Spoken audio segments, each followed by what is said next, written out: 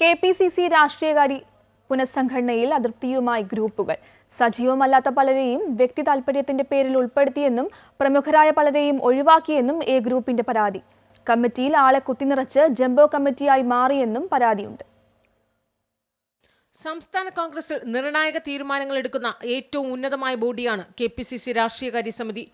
പുനഃസംഘടന നടപ്പിലാക്കിയപ്പോൾ നിലവിലെ അംഗബലമായ 25-ൽ നിന്ന് 36 ഉയർന്ന് ജംബോ കമ്മിറ്റിയായി മാറിയെന്നതാണ് ഏറ്റവും വലിയ വിമർശനം.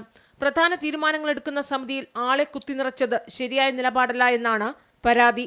ഗ്രൂപ്പ് സമവാക്യങ്ങൾ പാലിച്ചതോടെ ജംബോ കമ്മിറ്റിയായി മാറിയെന്ന വിമർശനം ഉയരുമ്പോഴും തങ്ങൾക്ക് വേണ്ട രീതിയിൽ പ്രാധാന്യം കിട്ടിയില്ല എന്ന് എ ഗ്രൂപ്പ് പരാതിപ്പെടുന്നു.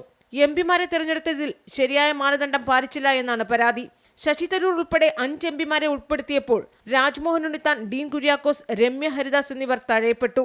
യുവനിരയിൽ ഡീൻ കുര്യാക്കോസിനെ ഉൾപ്പെടുത്തണമെന്ന ആവശ്യമാണ് എ ഗ്രൂപ്പിനുണ്ടായിരുന്നത്.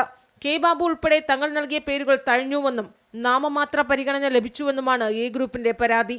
സജീവമല്ലാത്ത പലരെയും വ്യക്തി താൽപര്യത്തിന്റെ പേരിൽ ഉൾപ്പെടുത്തിയെന്നും വിമർശനമുണ്ട്.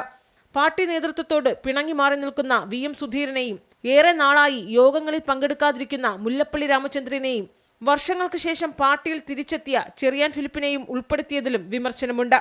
KC വേണുഗോപാൽ പക്ഷത്തിന്റെ ആധിപത്യമാണ് പുനഃസംഘടനയിൽ കാണാനാകുന്നത് എന്നാണ് പ്രധാന വിമർശനം. അമൃത ന്യൂസ്, തിരുവനന്തപുരം.